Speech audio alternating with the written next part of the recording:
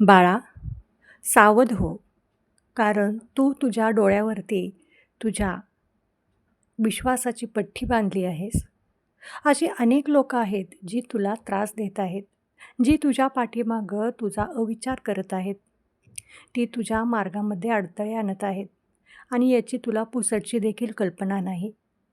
गाफील राहिलास तर तुझ्या वाटेवरती तुझ्या आयुष्यात खूप मोठी संकटे येतील. मला तुझी काळजी वाटली म्हणून तुला सांगण्यासाठी मी आज इथे आलो आहे. त्यामुळे हा व्हिडिओ शेवटपर्यंत ऐक, नाहीतर आयुष्यात मोठ्या संकटांना सामोरं जावं लागेल.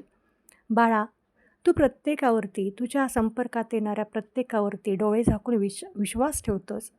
त्यांना आपलं मानतोस. परंतु हीच लोकं पुढं जाऊन तुझा विश्वासघात करतात आणि नंतर तू रडत बसतोस आणि नंतर मला प्रश्न विचारत बसतोस. स्वामी, माझ्याच बाबतीत हे असं का घडलं? मी त्यांच्यावरती इतका विश्वास ठेवला, लोकांना मदत केली, तरी देखील त्यांनी माझा विश्वासघात का केलास? पण बाळा, त्यासाठी तुला देखील सावध राहायचं आहे. कारण सगळी लोकं सारखी नसतात. जी लोकं तुझ्या तोंडावरती तुला गोड बोलतात, ती तुझ्या संधीचा फायदा घेऊ इच्छितात. त्यांना तुझ्याकडून फक्त आणि फक्त फायदा अपेक्षित असतो.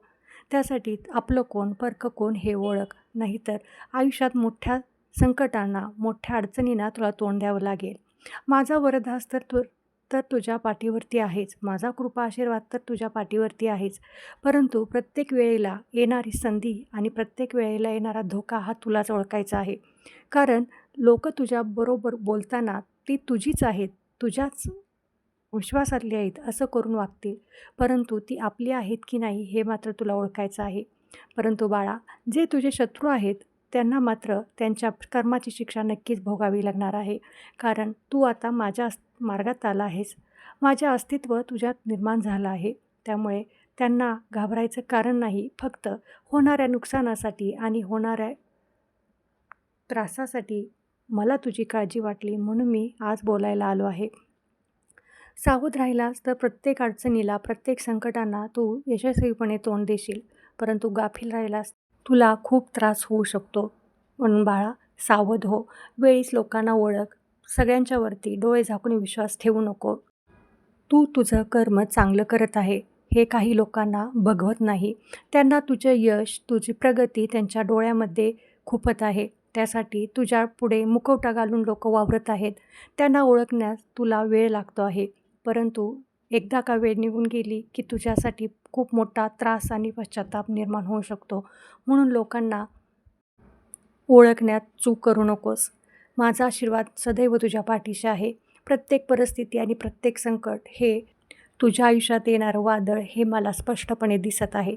त्यामुळे आता सावध राहा, गाफील राहू नको. तुझ्या मार्गात येणारा प्रत्येक अडथळा मी पाहत आहे. यासाठी तुला सावध करण्यासाठी मी आज इथे आलो आहे. बाळा, सावध हो. लोकांवरती विश्वास ठेवताना 10 वेळा विचार कर. आपलं कोण, परकं कोण हे समजून घे. कारण इतिहास साक्षी आहे. प्रत्येक चांगल्या माणसाला त्याच्या चांगल्या जवळच्याच लोकांनी त्रास दिला आहे. बाहेरची लोकं तर बाहेरची असतात, परंतु आपल्या माणसाने दिलेला त्रास हा आपल्याला खूप वेदनादायी ठरू शकतो. त्यासाठी सावध हो. कारण चांगल्या माणसाला जर चांगलं कर्म करायचं असेल, तर अशा अडचणींना तोंड हे द्यावंच लागतं. त्यामुळं अशा लोकांपासून सावध राहा आणि तुझं कर्म चांगलं करत राहा. शेवटी माझा आशीर्वाद तुझ्या पाठीशी आहेच. हा व्हिडिओ तुझ्या काळजाला भिडला असेल तर कमेंटमध्ये श्री स्वामी समर्थ लिहायला विसरू नको.